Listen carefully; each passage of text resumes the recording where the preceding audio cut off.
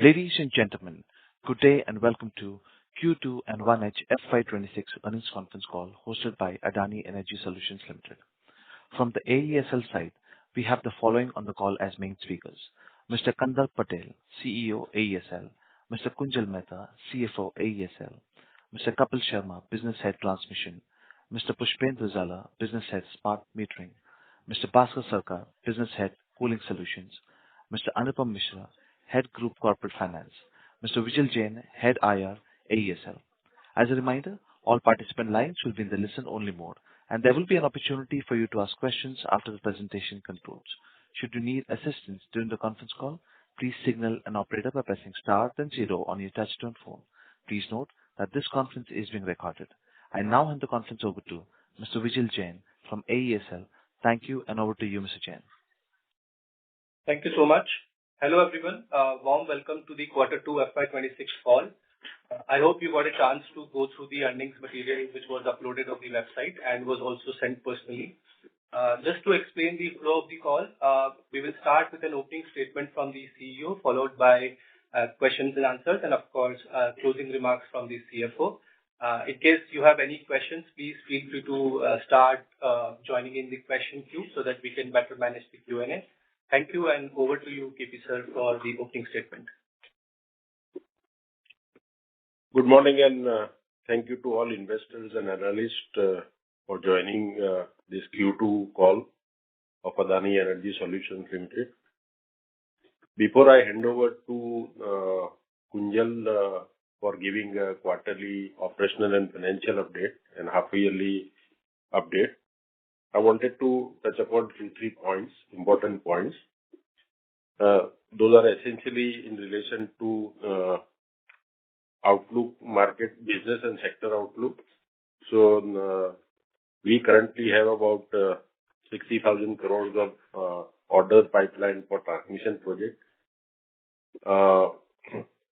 Similarly, we have total 26,000 crores of revenue and 14,000 crore of capex of smart metering. And distribution, we do every year about 16 to 1800 crores of capex. In the first half, you might not have seen very significant uptake in EBITDA, though it's a fairly good number, but the major contribution will come from second half because we are poised to commission at least 3 transmission projects, which will be of the order of 12,000 crores.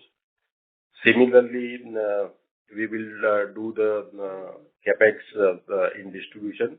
Normally, distribution capex happens in second quarter, so you'll see a lot of movement in distribution capex as well, and that gets capitalized immediately because that's the nature of capex. It's basically a maintenance capex.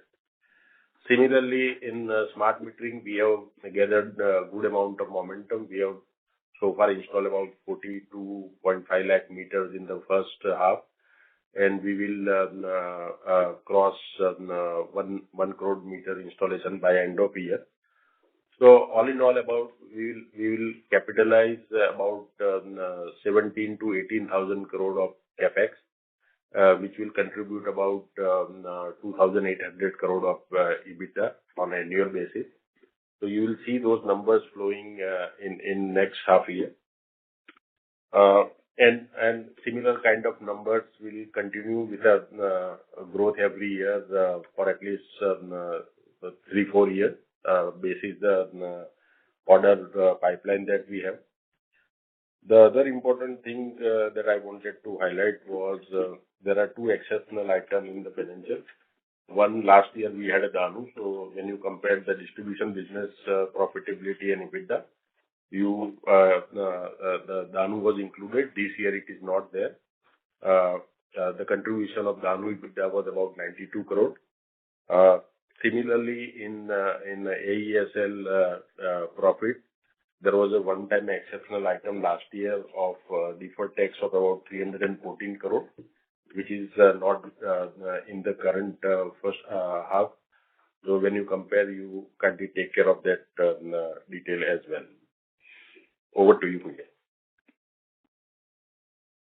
Sure. So just giving you certain key highlights of the business for the quarter two or for the first half year, followed by certain key updates on the financial front. So in the first half of FY 2026, we successfully commissioned 3 transmission projects, which is Khavda Phase 2, Part A, Khavda Pooling Station, which we call as KPS 1 Pooling Station, and the Sangod Transmission Line. All these 3 were completed during the first half. With the recent project wins, now the company has a transmission ordering construction pipeline at about 60,000 odd crores, and with a smart meter order book of 2.46 crores, which has a revenue potential of 29,000 crores. On smart meter business, our installation or deployment of the smart metering continues. And today now we have reached a total of 73 lakh meters which have been installed. Our Mumbai utility, that is AEML, continues to generate surplus, and basis that surplus, we continue to deliver the balance sheet of AEML. During the last quarter, we bought back $44 million of the USD dollar bonds. This is in line with our continued efforts to reduce our cost of capital and increase the debt maturity, which is currently 7.5 years. On the capex front, we have delivered a consolidated capex of 5,976 crores in the first half, which is 1.4% increase over the previous financial year.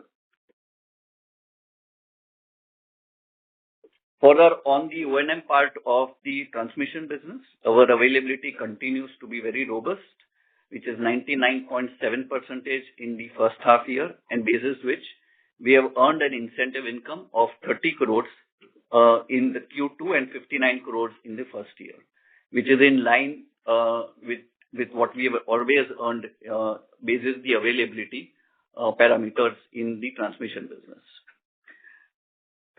In the distribution business, our distribution losses in AEML continues to be the best in class, and we have reported the lowest distribution loss of 4.30% in the first half of FY 2026. Because of the prolonged monsoon in the city of Mumbai, the energy sales or the energy consumption has a modest increase of 2% over the previous year. In the C&I business, that business continues to provide power solutions to various consumers. Today, both our Adani portfolio companies as well as with the external consumers, we have an aggregate load demand of currently of around 717 megawatts, which we are going to service to the C&I consumers. Similarly, our cooling solutions also is getting some traction, whereby we are deploying India's largest district cooling facility in the Mundra region, and we are also supplying to or deploying cooling solutions for our various external consumers. We are currently totally implementing about 88,000 tons of refrigeration in the cooling capacity.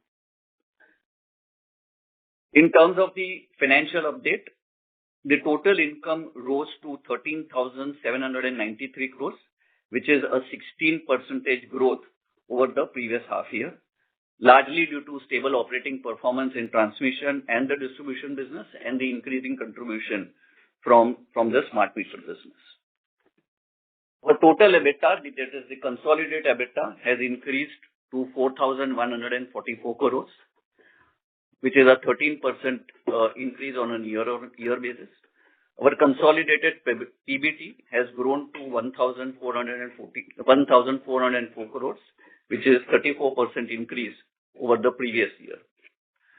If you adjust the one-time MAT credit or the reversal of the deferred tax liability, which was there in the previous year, which is of about 314 crores, our adjusted PAT has grown to 557 crores or 1,096 crores for the first half year, which is a 42% increase over the previous financial year.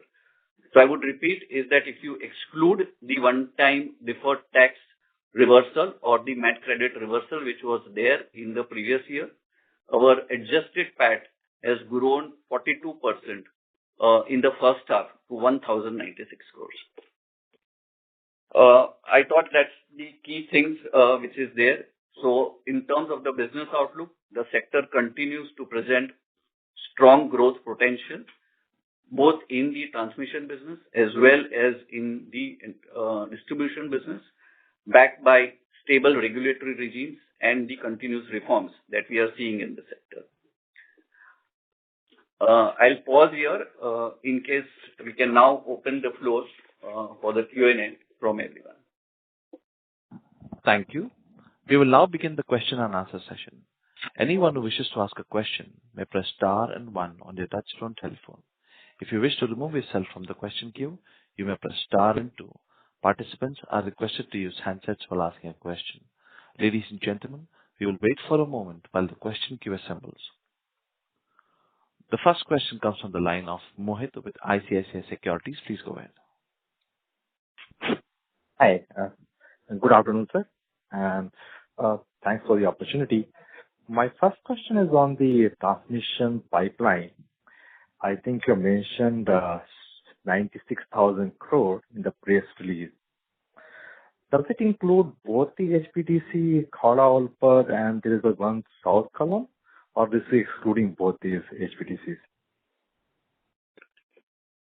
So it is excluding Olpad, but including South column. And any update on the Olpad which you like to share?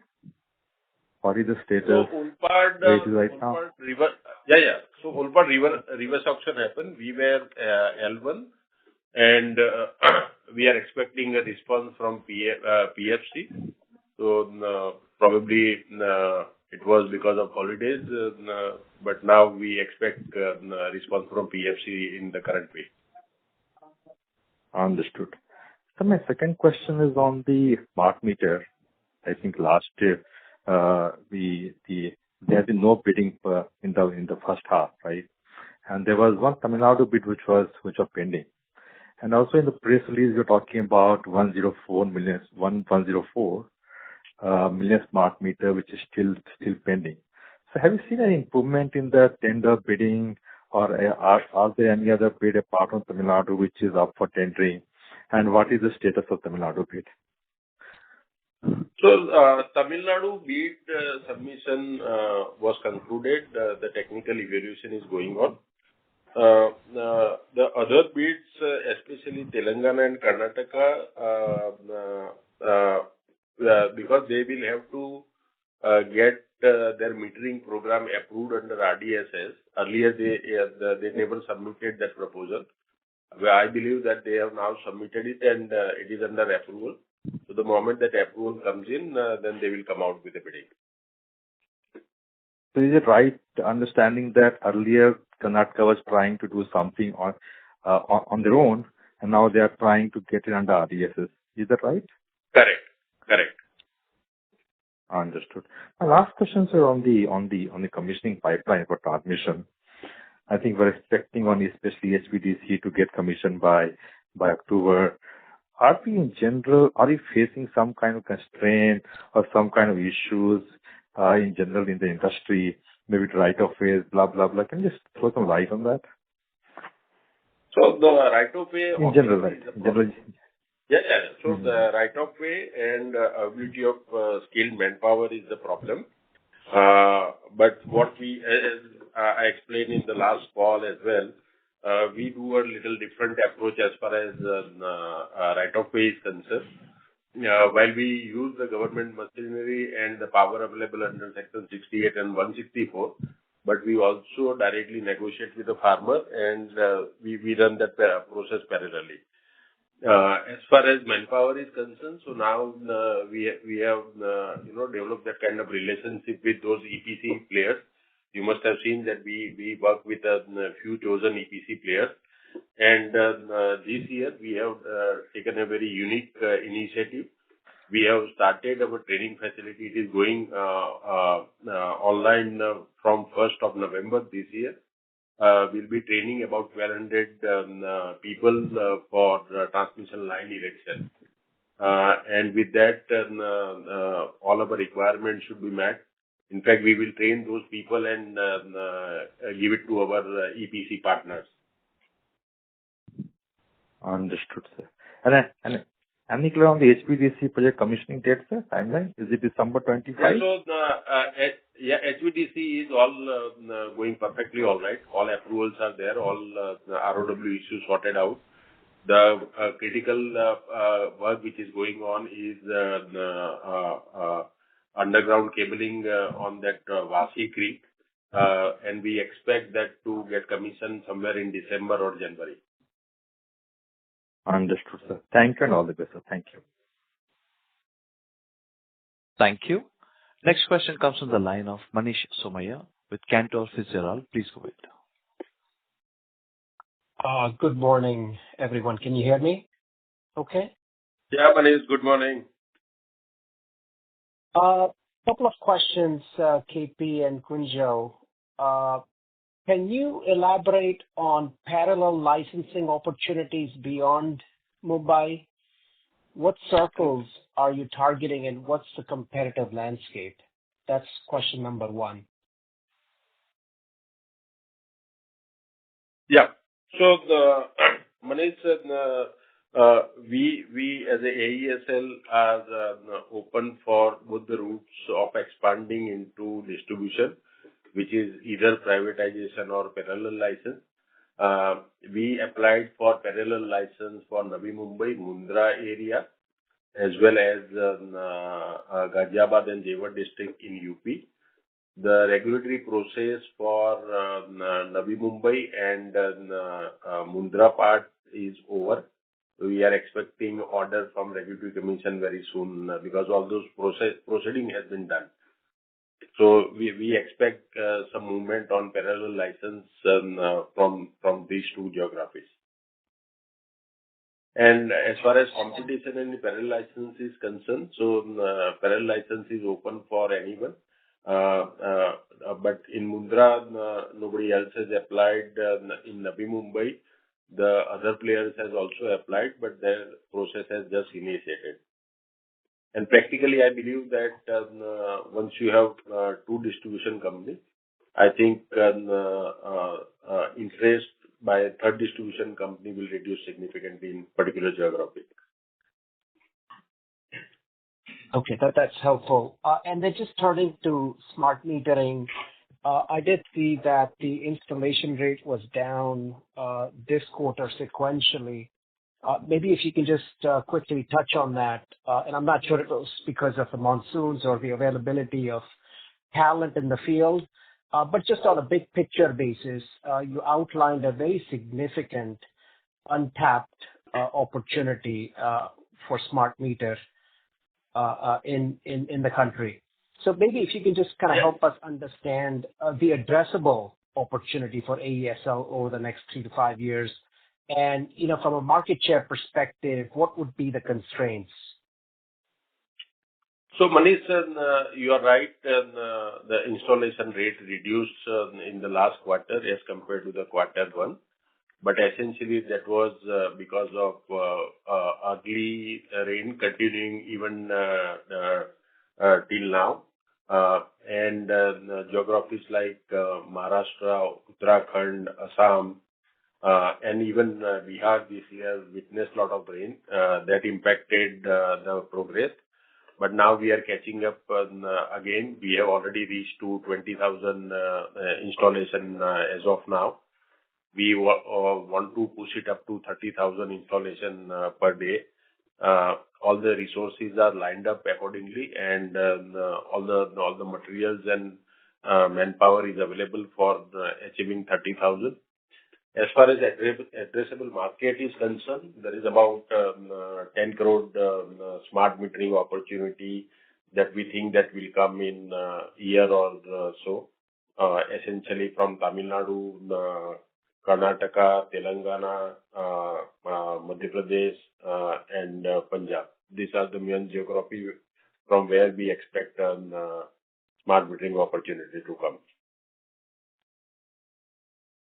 And just lastly, KP.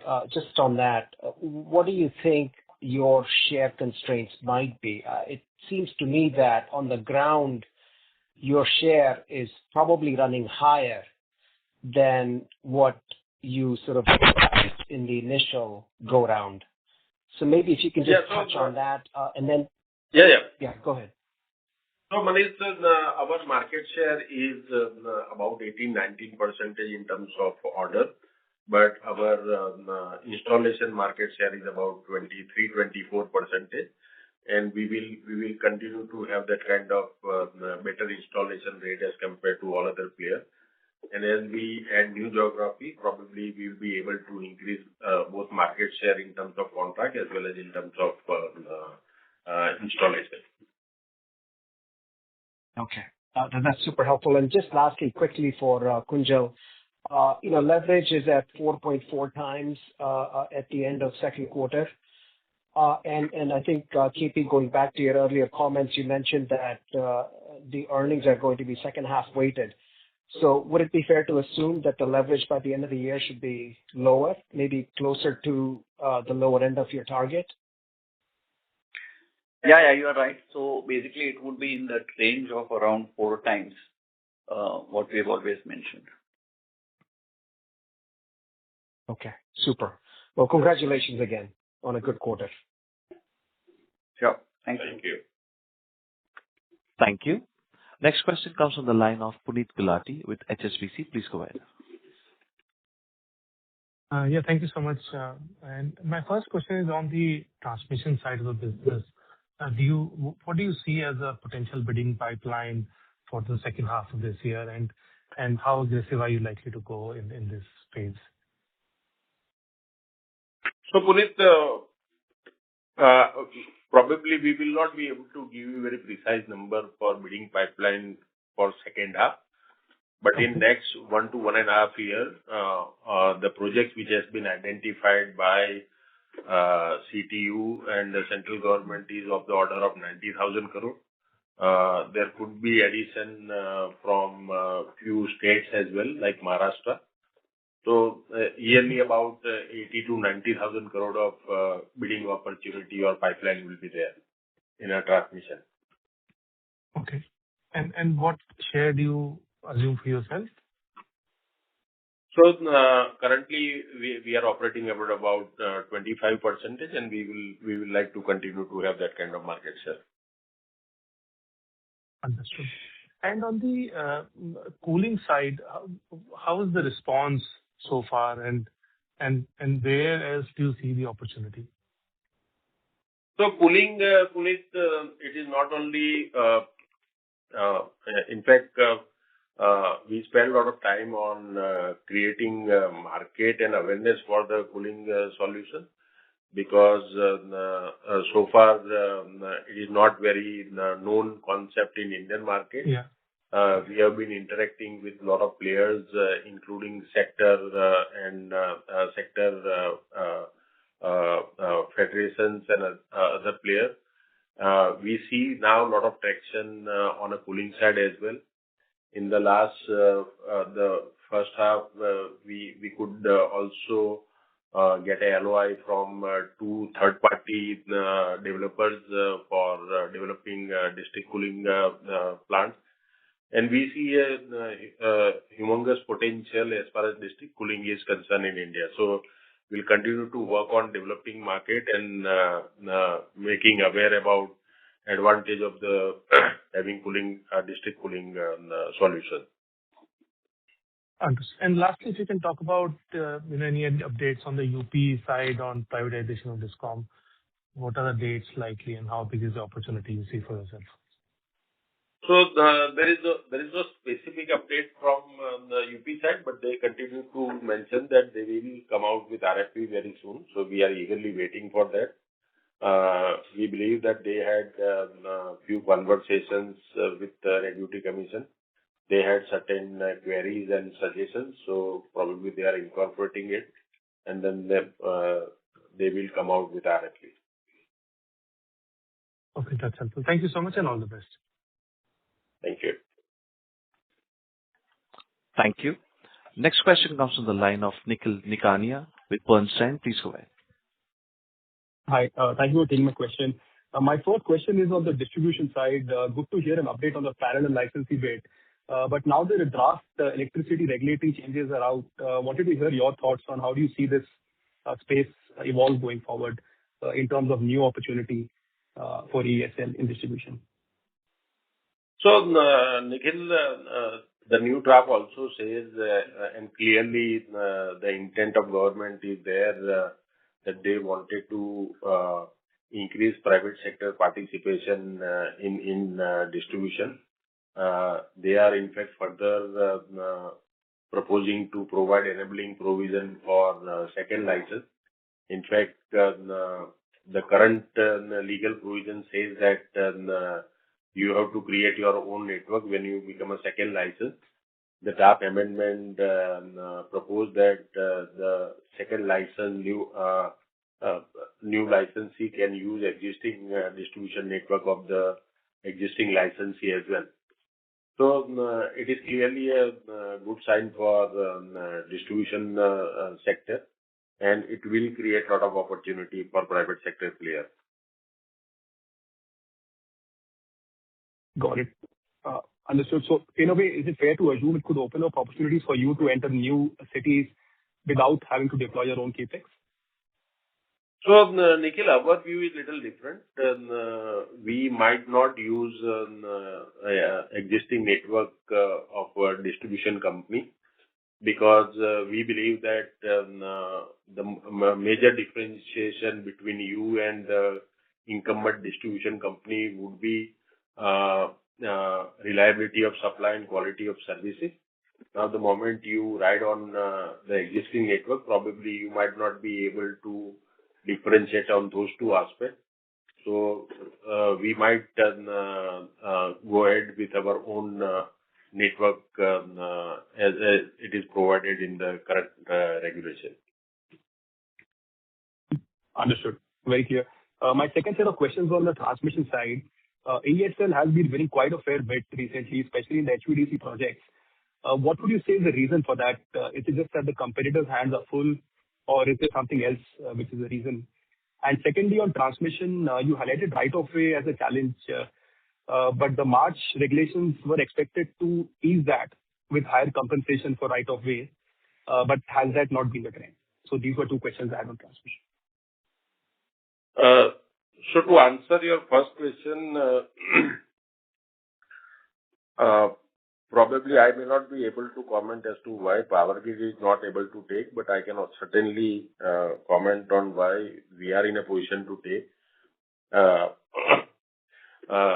We have been able to establish that kind of relationship with those major OEMs, and the last particular project, which was Khavda-Olpad. In fact, in this particular area, we are already doing 4 projects there. So we exactly know the terrain, the ROW challenges during in this particular area. That is the reason why we have been able to take this HVDC project through bidding.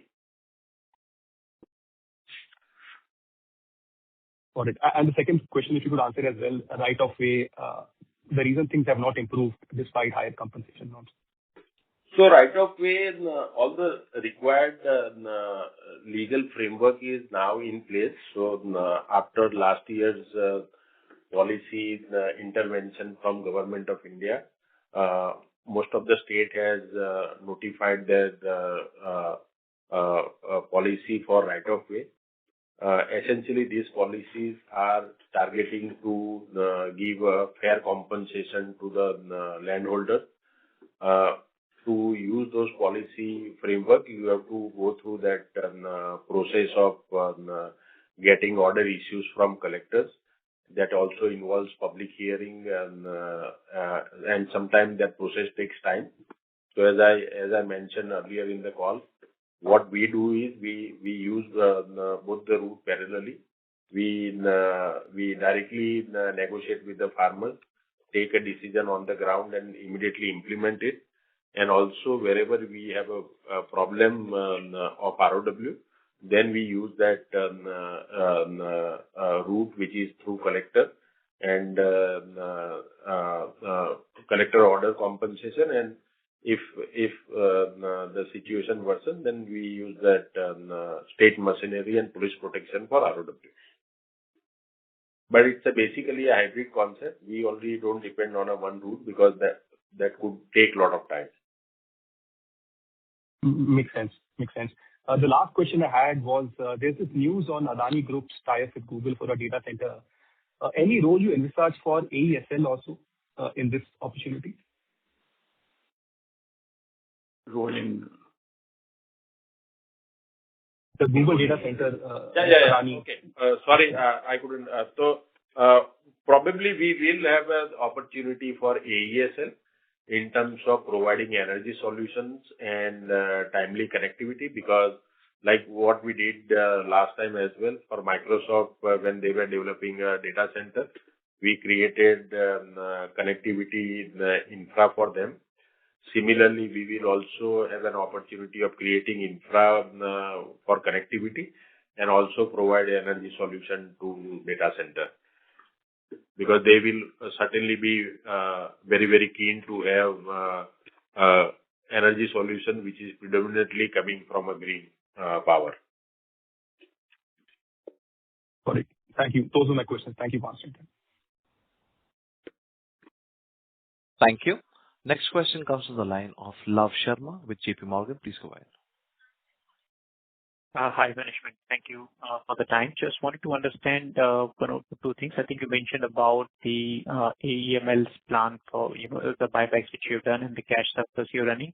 If you could just give some broad numbers for AEML in terms of what is the debt outstanding currently, including any short-term debt which has been repaid or maybe increased, or secondly, what kind of future buybacks we can think of on that line. And second question would be on the CapEx side. If you could just update for second half, what is the target across the different businesses? Sure. So on the AEML debt position, so that company continues to deliver it. Last quarter, we did $44 million of bond buyback of the GMTN bond. Earlier, we did close to $49.5 million bond buyback in Q1 of the 2030 we did. And earlier, if you recall, we had done $120 million of bond buyback. So based on that, whatever surplus that company is generating, we would continue to go down that path of continuing to do the bond buybacks in AEML. Plus, you would notice that whatever short-term working capital also AEML had, so we had carried about 400 odd crores of short-term loan in AEML. That also got paid down during the first half year. So that business will continue to deliver based on whatever surplus that AEML has. On the CapEx front, that company has roughly around 1,600 odd crores of CapEx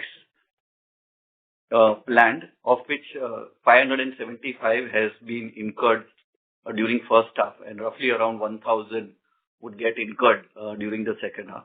Generally, you would know is that it is always lopsided in the second half because the first 3 or 4 months, that is June, July, August, are predominantly monsoon months where the capex is not done during. So it's lopsided in the second half. So 1,600 would be the estimated capex for the full year. For distribution AEML. Yeah, that's right. So Kunjal, this was only for distribution, right? How about for the AESL on Concall basis maybe? So total capex would be of the order of 17 to 18,000. 6,000 we have done.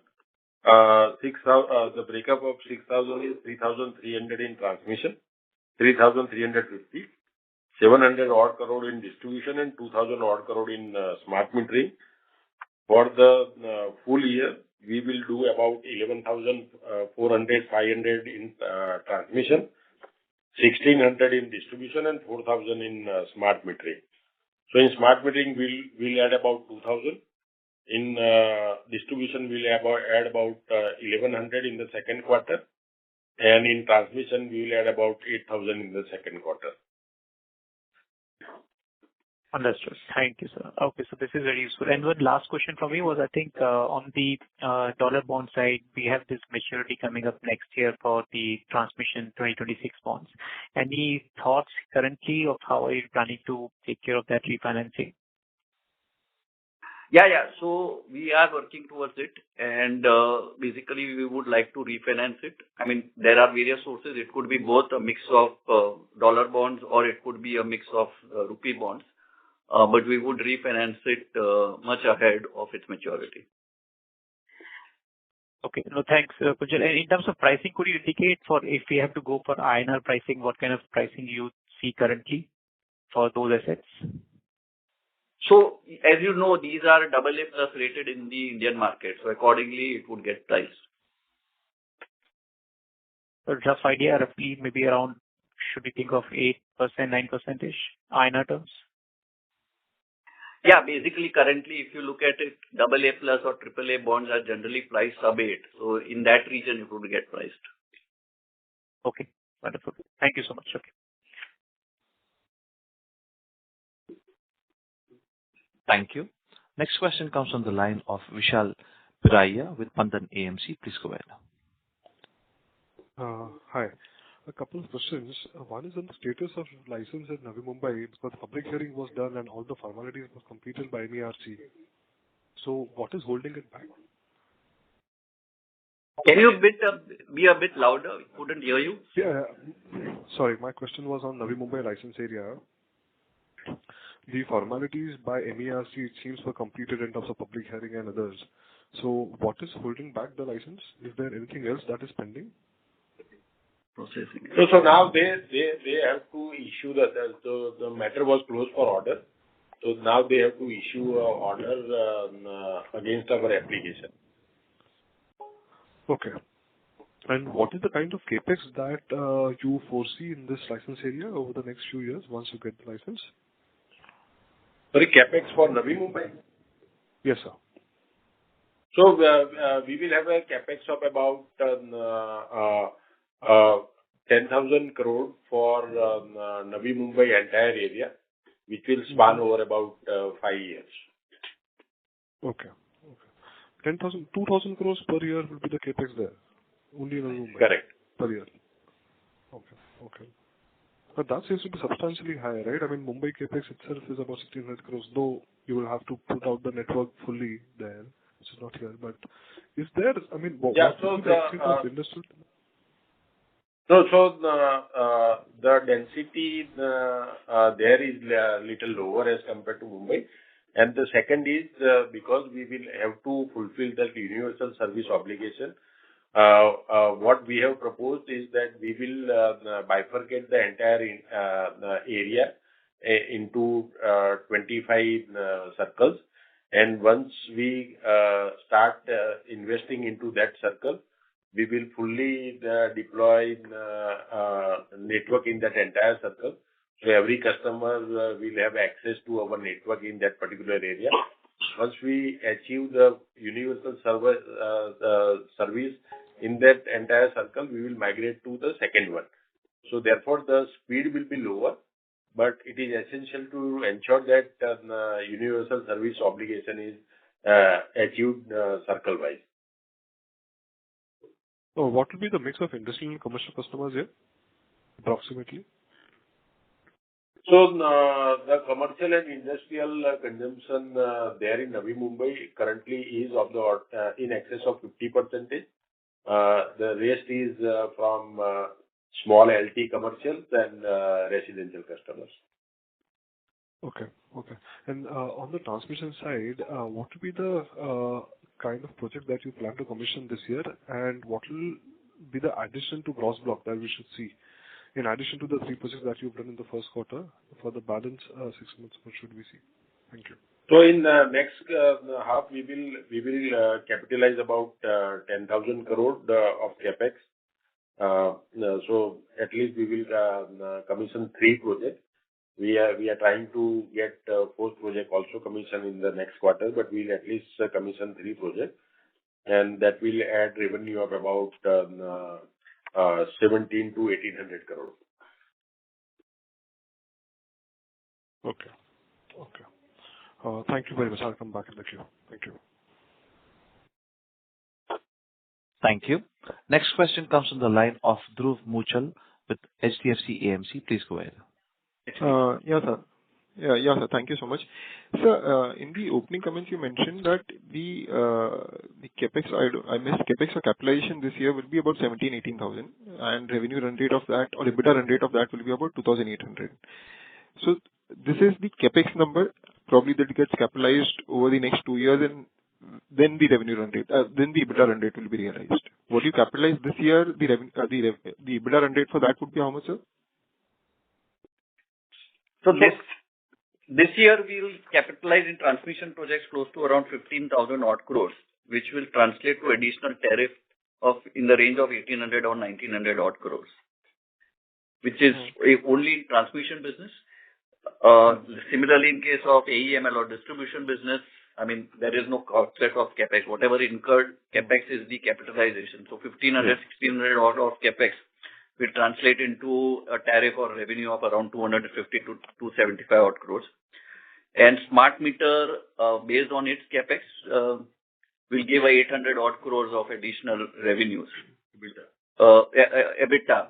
So that itself would translate, 1,800, 1,900 for transmission, 250, 230 for distribution, 800 for smart meters will give 2,800 to 3,000 odd crores of earnings from the 17,000 odd of capitalization that we will do in each of these years.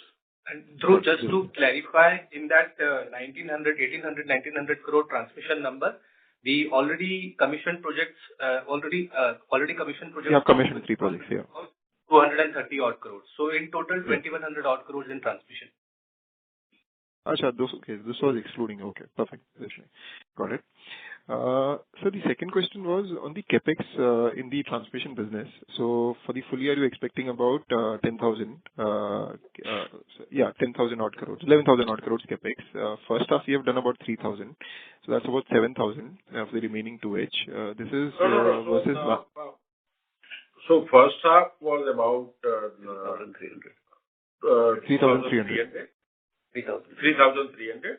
And in next half, we will do CapEx of about 7,000, 8,000. 8,000. Yeah. And in terms of capitalization, we did about 20 to 95 crores of capitalization in the first half. And in the second, we will do capitalization of about 12,000. Yeah. So the CapEx is a significant increase. So for the second half, you'll do about 7,000-8,000 crores in transmission CapEx versus last year, second half, you had done about 4,000 crores. So that's a significant jump in the CapEx run rate. And if I see 1H versus this year versus 1H last year, the jump is not as strong. So just trying to understand, what's driving this. Is 1H this year was weak because of monsoon and right-of-way issues, and you expect the things to resolve in the next second half. So just trying to understand what drives the confidence that this CapEx run rate can be achieved. So this year, you must have noted that we have started another 4 projects where now, so all the approvals and other things are in place. So now you will see a lot of CapEx deployment in those newly started projects. And we will also continue to do CapEx in the projects which are already under construction, which are getting commissioned in the second half or in the first half of the next year. So because the number of projects has increased, and those projects will start see the fresh infusion of CapEx, and therefore you see that number increasing significantly in second half. Got it. So basically, the momentum on projects is picking up, and hence which is driving the CapEx also, the improvement in the CapEx rate. And the other question was on probably a bit macro, but just trying to understand. So we are seeing broader electricity demand in India remaining very weak. For example, in October, the demand is at an India level, a month-to-date basis, is down by about 5-odd%, and this includes the Diwali period also. So because you operate a lot of discoms, on ground level, what are you seeing? Is it just purely weather? Is it, I don't know. I'm just trying to understand what's driving such weakness in demand. So in our view, the demand sluggishness this year is only because of the rain, which has not only widespread across the country, but the rain started from May and it is still continuing. In fact, it was raining in the western India yesterday and today. And you must have seen that prediction of cyclone on the east coast. So the demand sluggishness in the country current year is only because of rain. Mm-hmm. So even in Bombay, for example, probably it's a bit difficult to digress, but say, for example, if they're commercial customers, I'm assuming they will not be as impacted by the season, or the demand trend is reasonably okay versus, say, for example, if you differentiate between domestic customers and commercial customers. Mumbai in last couple of years, we see demand growth of the order of 5.5 to 6%. This year, you must have seen the number, the increase is only 2%. And that was only because of the weather. Got it. Perfect. Well, this is helpful. And so last question, you mentioned about the data center that the group has signed, and you can play a role in that. So can you quantify what is the monetizable opportunity for us here for this? Because what we hear is globally large capex numbers. So just wanted to understand what role can we play and what monetizable opportunity can we have. So I think it's Adani too early to. I mean, it's too early to put a number to any opportunity for that Google contract, which is there in data center. I mean, as we earlier mentioned, whatever demand would be there for transmission or substation requirement for that would be fulfilled by ESL. But currently, it's very early for us to put anything. Got it. Sure. No, great, sir. Thank you so much and all the best. Thanks. Thank you. A reminder to all the participants that you may press star and 1 to ask a question. Next question comes from the line of Mahesh Patil with ICICI Securities. Please go ahead. Yeah. Hi, sir. So my first question is on the smart meters. So out of the 73 lakh smart meters installed, how much smart meter quantity has been commissioned? The meters that have achieved operational goal line? So out of 73 lakh meters which have been installed, the meter months which have been billed are 279 lakh meters which have been billed for this first half. No, but what are the number of meters commissioned? 67 have been commissioned, fully commissioned. So, Manish, what happens when you install the smart meter, you also have to then offer for a testing to distribution company. That usually happens every month. So you will see a difference of meter installed and commissioned of the order of installation equivalent to 1 month. Okay, got it. And so my second question is on the status of this Bhadla-Fatehpur HVDC project that we had won. If you can share some insights as to what the progress there. So the reverse bidding concluded. We were declared lowest bidder. Now PFC has to run their process. No, sir. Sorry to interrupt. I'm asking about Bhadla-Fatehpur, the previous HVDC project. Okay. We have won and now we are in. So the Bhadla-Fatehpur, we already got that SPV LOI. We have finalized all the contracts. In fact, the construction work has already begun at Bhadla land.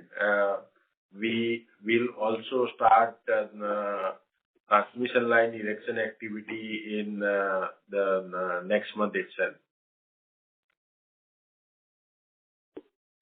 Okay. Okay, sir. And so my last question, given the kind of capex that we are planning, is there any plan for a fundraise in the near future? No, there is no such plans of any fundraise except for whatever debt which we have to take for the projects which we are under construction. And probably refinance. And of course, refinancing. Okay, sir. Got it. Thank you so much. Thank you. A reminder to all the participants that you may press star and one to ask a question. Next question comes from the line of Srinidhi with Ask Investment Managers. Please go ahead. Yeah, hi. Thank you for the opportunity. A couple of questions on smart meter. So given high profitability in the business and accounting standards, would it be possible to share post-tax cash profit that we will be making per meter per month? And the second question is, sir, across the entire portfolio, what sort of unlevered IRR you are likely to make?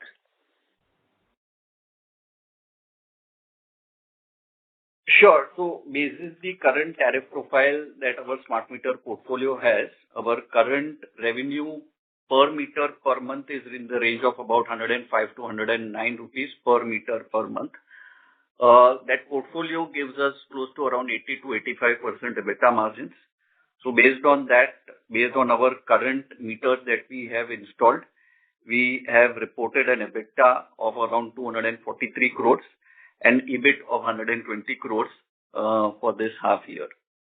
So that's this thing. And basis the current EBITDA margins, and basis the capital deployment in that smart meters, our internal returns are upwards of 20-25% on an levered basis or probably on an unlevered basis. Okay. So unlevered also 20 to 25. Correct. Okay. Yeah. Those are my questions. Thank you for answering them. All the very best. Thank you. Ladies and gentlemen, as there are no further questions, we have reached the end of question and answer session. I would now like to hand the conference over to Mr. Kunjal Mehta for closing comments. Sure. No, I would thank each one of you to taking out the time for attending this call. In case of any clarification that you need, we are just a phone call away or an email away. Thank you once again for taking out the time. Thank you. On behalf of Adani Energy Solutions, that concludes this conference. Thank you for joining us. You may now disconnect your lines.